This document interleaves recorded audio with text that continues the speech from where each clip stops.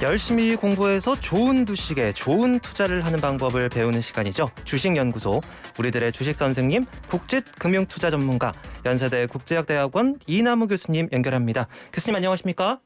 네, 안녕하세요. 네, 연초 이후 급락했던 미국 주가가 좀 회복하는가 했더니 다시 3월 말 이후부터 뒷걸음질 치고 있습니다. 요즘 국내 주가가 방향성 없이 또 혼조세를 보이고 있는데요. 미국 증시 전망 먼저 해보고요. 국내 증시 전망해 볼까요?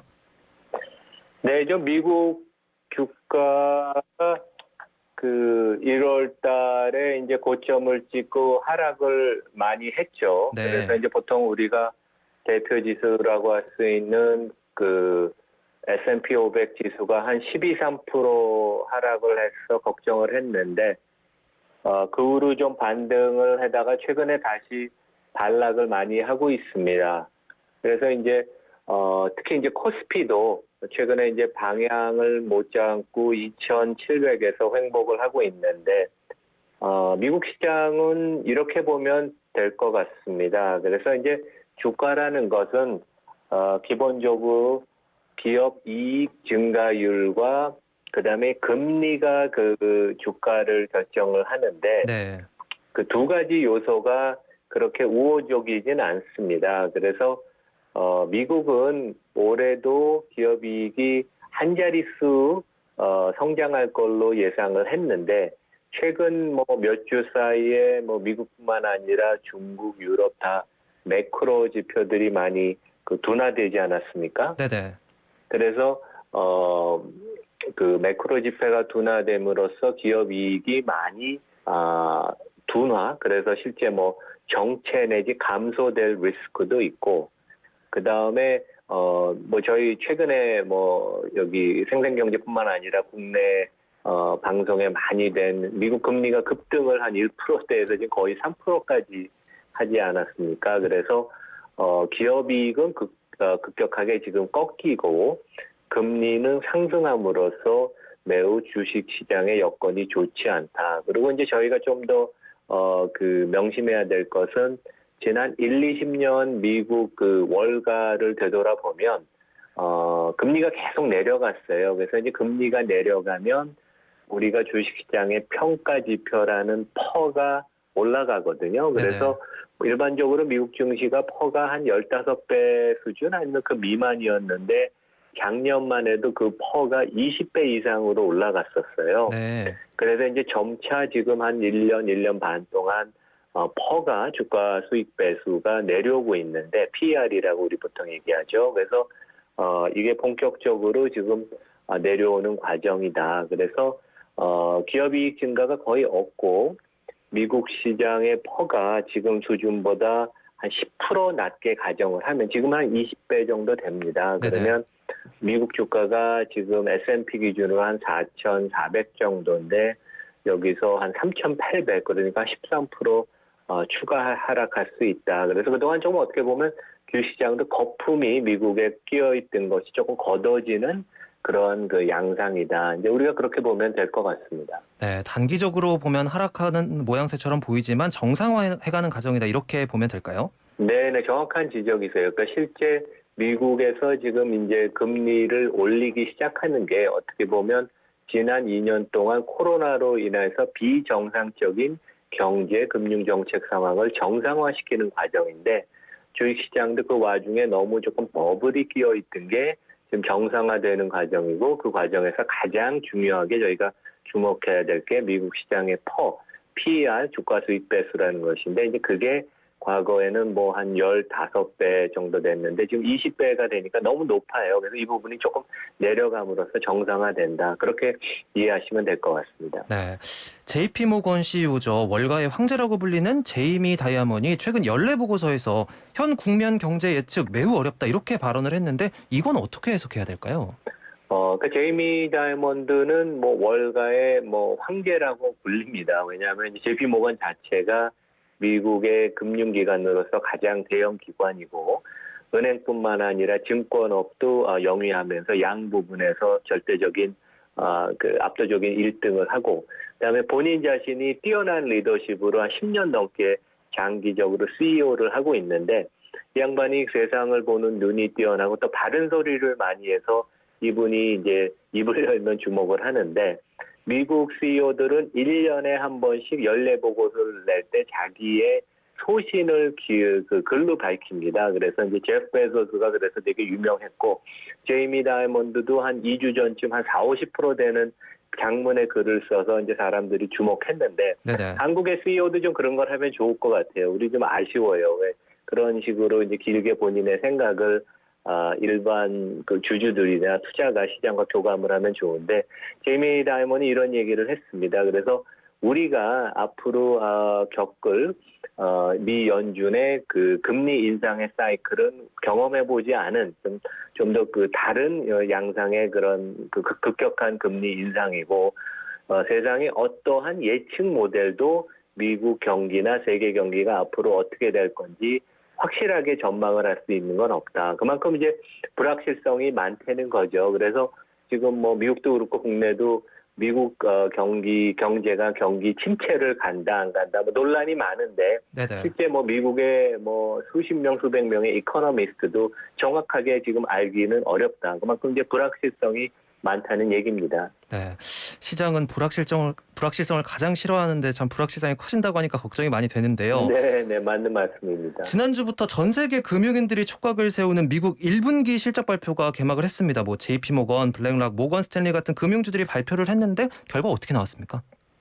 그러니까 미국은 이제 금융주들이 실적을 제일 먼저 발표를 합니다. 그래서 이제 3월 말에 결산을 한 1분기 실적들이 이제 지난주에 발표가 됐고, 좀 전 말씀드린 뭐 JP 모건, 우리가 낯익은 뭐 모건 스탠리, 골드만삭스, 뭐 시티그룹 이런 데들이 발표를 했는데 제가 학교에 있다 보니까 보통 이렇게 실적도 발표하면 제가 이제 학점으로 부여합니다. 이해하기 쉽게. 네. 그래서 금융주를 전반적으로 보면 한 B 정도 학점이어서 뭐 그렇게 좋지는 않다. 그 이유 중에 하나는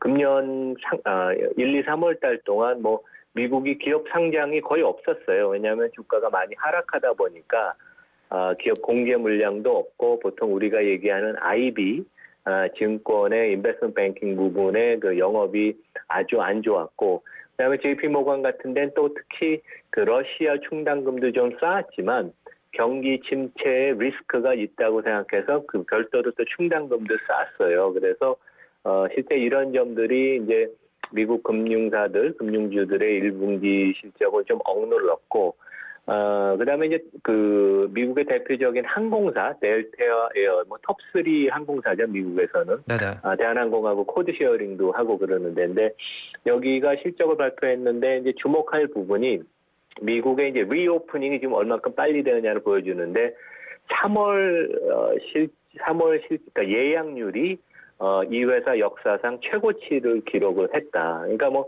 얼마만큼 지금 미국의 국내선이나 이제 아시아로 오는 국제선은 아직 꽉 차지는 않는데 유럽으로 가는 국제선 같은 데는 이제 꽉꽉 찬다. 그래서 예약 기준으로는 3월에 델타 예약률이 최고였다. 그래서 2분기 전망도 상당히 낙관적으로 했습니다. 그래서 미국은 경기가 여전히 상당히 좋고 리오프닝이 더 가시화가 되면서 이러한 그 관련 지표들이 개선이 될 거고 그다음에 이제 고용 시장 사람 구하기 되게 미국이 힘든데 이제 그런 부분이 상당히 어려운 것은 지속될 것이다. 그래서 뭐 임금 상승의 압력, 그다음에 물가 상승의 압력은 상당히 계속될 것을 이렇게 암시하기도 했습니다. 네. 미국 주식시장 이야기 살펴봤는데요. 이제 한국 증시 이야기로 좀 넘어와 보겠습니다. 우리 주식시장에서 30% 넘게 지분 갖고 있는 외국인, 뭐 아직까지 우리 증시 몸통이라고 할 수도 있는 외국인들이 계속 매도를 하고 있는 것으로 보여요. 한국 증시 괜찮을까요? 그러니까 금년 들어서도 외국인들이 주식을 계속 매도하고 있습니다. 근데 이제 그 매도세는 아주 강하지는 않아요. 그래서 실제 오늘도 보면 이제 일본이나 대만 같은 데 주가가 뭐 거의 1% 가까이 빠졌는데 이제 코스피는 약간 강보합으로 머무른 게 이제 외국인이 우리나라의 그 장기 성장성에 많이 우려를 해서 네네. 그래서 한국 그 주시장에 대한 비중을 그 비중 축소 언더웨이트로 이미 많이 했기 때문에 여기서 추가적인 매물 압력은 그렇게 크지는 않다. 이제 그런 상황인데 저희가 그 미국 아까 제가 이제 기업이익 사이클이 하향 조정이 되고 있다 이제 그런 얘기를 했는데 한국도 아마 그럴 가능성이 되게 높습니다. 그래서 전 세계 주가 조정을 받는 그 시점이 대한민국이 가장 빨랐어요. 우리는 작년 여름 8월부터 주가 조정을 받았잖아요. 그래서 가장 큰 이유는 우리나라 경제나 이제 산업 구조가 전 세계 산업 사이클의 가장 레버리지가 크거든요. 네네. 그런데 이제 애널리스트들이 아직까지는 우리나라 기업들의 이익 추정을 충분히 하향 조정 안 한 것 같은데 이번 이제 1분기 실적이 국내에도 발표가 되면 생각보다 좋지 않을 것으로 보여서 그러니까 마진 압박이 심해서 하향 조정을 하면 우리나라도 금년에 감익을 할 가능성이 높다. 그러면 이제 주가가 뭐 우리는 작년 고점 3,300 대비 한 20% 정도 이미 많이 하락을 해서 어느 정도 이런 리스크는 반영이 됐다. 그래서 요즘 주가가 하방 경직성을 우리가 보이는 이유는 이런 리스크, 그다음에 이익 하향 조정의 리스크, 그다음에 그런 것들을 또 외국인들이 미리 감지해서 주식을 많이 팔고 이제 그런 상황이어서 좀 지리한 국면이 그렇다고 주가가 뭐 당장 반등하기는 어려울 것 같습니다. 큰 흐름은 이제 한국 증시도 미국 시장을 따라갈 테니까요. 네네. 낙관적으로 보긴 어렵겠지만 어떻게 표현하면 뭐 백신을 맞았다 이렇게 표현할 수 있을 것 같아요. 미리 좀 맞았기 때문에 낙폭이 크진 않을 것이다 이렇게 말씀하셨네요. 네, 좋은 지적이십니다. 네. 그렇다면 이런 불확실성 높은 금융 환경 어떤 종목 보유해야 위기 잘 넘어갈 수 있을까요?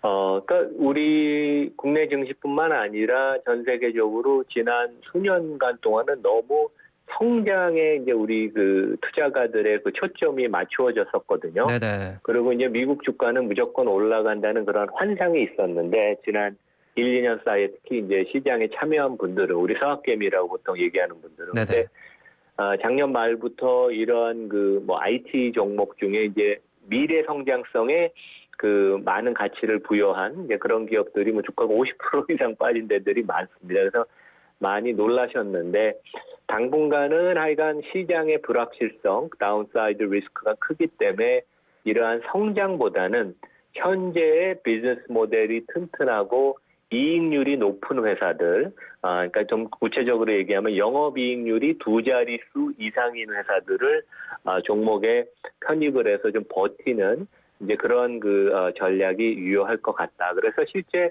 미국 주가가 뭐 조정을 받고 종목에 따라서는 뭐 50% 이상 하락한 데도 많지만 반면에 뭐 월마트, P&G, 허쉬 그 초콜릿 만드는데 네네. 뭐 존슨앤존슨 이런 데는 계속 신고가를 최근 계속 갱신하고 있었습니다. 그래서 네. 이런 데들은 성장도 좀 미약하나마 좀 꾸준히 하고 10% 미만의 성장을 하지만 비즈니스가 아주 튼튼해서 거의 좀 방어적인 성격도 많거든요. 그래서 너무 우리가 공격적인 포트폴리오를 갖기보다는 이러한 좀 재미는 없지만 이런 안정적인 비즈니스 하는 데를 종목에 항상 갖고 있어야 된다. 이제 그런 그 교훈을 이번에 시장에 가르쳐 준 것 같습니다. 네, 장밋빛 성장성보다는 기업 자체의 생산성 얼마나 실제로 돈을 벌어들이고 있는지 구체적으로는 영업이익률이 2자릿수 이상인 곳들을 살펴봐라 이렇게 말씀해 주셨는데요.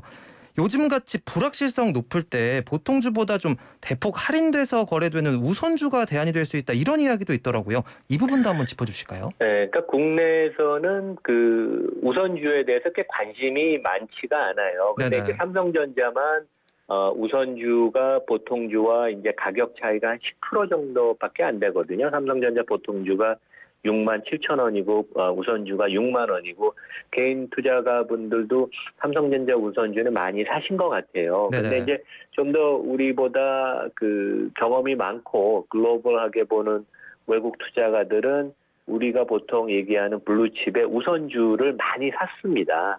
가령 LG화학 우선주 같은 데는 외인 지분율이 71%, 현대자동차의 이 우선주는 외인 지분율이 61%. 근데 가장 큰 이유는 우선주가 보통주와 권리가 다 똑같아요. 네네. 이제 의결권만 주총에서 없는데 그러면 주당 순이익이나 배당의 권리가 똑같은데 삼성전자 빼고 우리가 보통 얘기하는 LG화학, 현대차, LG전자 우리가 보통 얘기하는 블루칩의 우선주는 보통주 주가의 반입니다.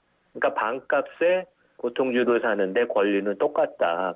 그래서 실제 LG화학 같은 데는 우선주의 배당 수익률이 5%, 현대차 2우선주는 우선주 2우선주의 퍼가 주가 수익 배서가 4배, LG전자도 추정 기준으로 퍼가 4배. 그러니까 우선주가 똑같은 종목을 기업을 훨씬 싸게 반값에 살 수 있고, 그럼으로써 밸류에이션 퍼도 낮고 배당 수익률도 높으니까 상당히 좋죠. 그래서 우리가 조금 국내에서는 우선주를 재미없는 그런 자산으로 인식하고 무관심하게 보는데, 이게 정통 분석을 해서 보면 아주 매력적인 자산군이다. 네. 그래서 이런 점도 한번 우리가 장기 투자 관점에서 한번 관심을 가지면 좋을 것 같습니다. 네, 언제나 말씀해 주셨던 것처럼 장기적인 투자에서 관점에서 봤을 때는 우선주가 굉장히 매력적인 대안이 될 수 있다, 이렇게 정리해 주셨습니다.